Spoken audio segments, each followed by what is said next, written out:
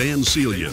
Our poverty level has done nothing but go up. I really, really appreciate your show and everything that you're doing. May God bless you. Your personal economy. You can't say, I don't want any risk. I don't want to take any risk. I just want to put my money in a CD and forget about it. But I want to earn 18% a year. It doesn't work that way.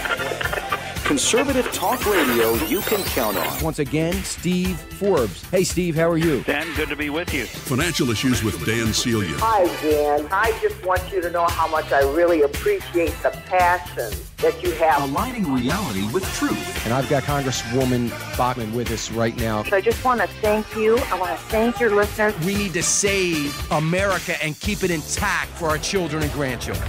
Now, here's your host, Dan Celia. Welcome back, second hour, Financial Issues, AFR Talk. I'm Dan Celia. It's great to be here. 888-589-8840, 888-589-8840 if you want to weigh in. If you got a question for me, all the major indices, and well, the NASDAQ just went negative. The Dow's down 43, likely to start to see, we could see the Dow start to move downward now because what happened just about 3 minutes ago, the sentiment numbers, University of Michigan gauge on consumer confidence came out. And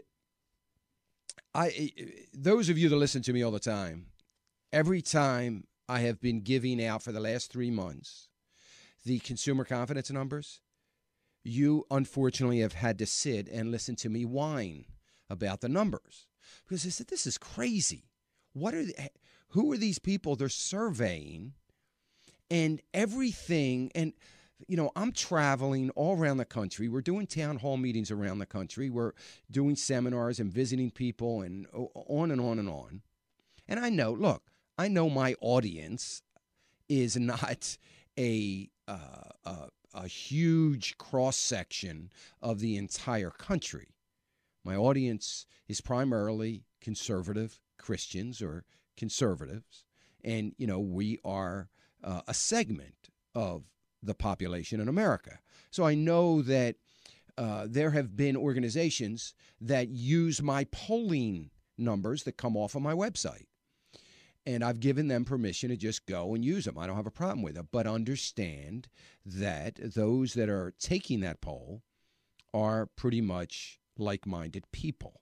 So, but anyway, I have been whining about these numbers. Well, today, a few minutes ago, for December, the reading came crashing down, tumbled. This is a tumble, folks, from 82.7, came down to 74.5. And by the way, it's Christmas season, which makes that even more, scary, I'll say. But, you know, it maybe things are going to start to reflect the reality of how people feel about this market. Now, obviously, the fiscal cliff and such has to have something to do with that. Because, you know, when we have debates like this that are going on in Congress right now, I shouldn't say debates going on in Congress, they're not debating, but when we have the issues that are going on in Congress that we are sitting back as Americans hoping that they deal with, it is a reminder to us of the dysfunction that we have in Washington. See, that's what all of this is. See, we have gotten a 2-week reminder so far of the incredible dysfunction and the dysfunctional government that we have. So I'm going to chalk up this tumble in consumer sentiment to the reminder that the media and Congress has been so kind to give us to just let us know for the last 2 weeks that dysfunction is alive and well in Washington. Because I think there might have been some people, I wasn't one of them, by the way, but there might have been some people that thought, wow, maybe they're getting their act together. And that was just a fleeting moment now of a couple of months. Now we're starting to realize, okay, nothing has changed. Doesn't look like anything's going to change. And by the way, the new Congress coming in January is not going to change it either. So I think that's got a lot to do with it. But nevertheless, the markets, the economists that are polled, said that they thought that the consumer confidence index could go from 82.7 down to 82. They were talking about, a fractionally reducing consumer confidence because, after all, again, it's Christmas season and so on and so forth.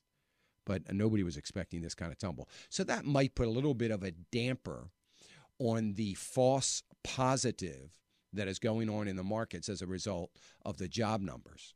So we'll see by the end of the day. But that, frankly, in my opinion, is far more important. So let me just explain something to you why all of these numbers, and then we're going to get to the phones, but all these numbers are so, just ridiculous. So how is it that for the same period of time, we have unemployment at 7.7%, down from 7.9%? We've created supposedly 146,000 new private sector jobs. You've got economists, though they're scratching their head at the number, there's many out there, and including this administration, that will be singing, happy days are here again as a result of these numbers. So is it possible that more people are getting hired, more people are feeling good? You got a 7.7 unemployment. The economy is obviously just thriving, and consumer confidence tumbles. It doesn't compute, folks. If the economy is truly getting well, then if you've ever had a flu for a couple weeks, you know that as you start to feel good, you just feel good because you're feeling better, right? Well, that would be the same with these consumer confidence numbers. So who's right? The BLS, the Bureau of Labor Statistics, or the Americans that are in this poll for the University of Michigan's consumer confidence? 888-589-8840.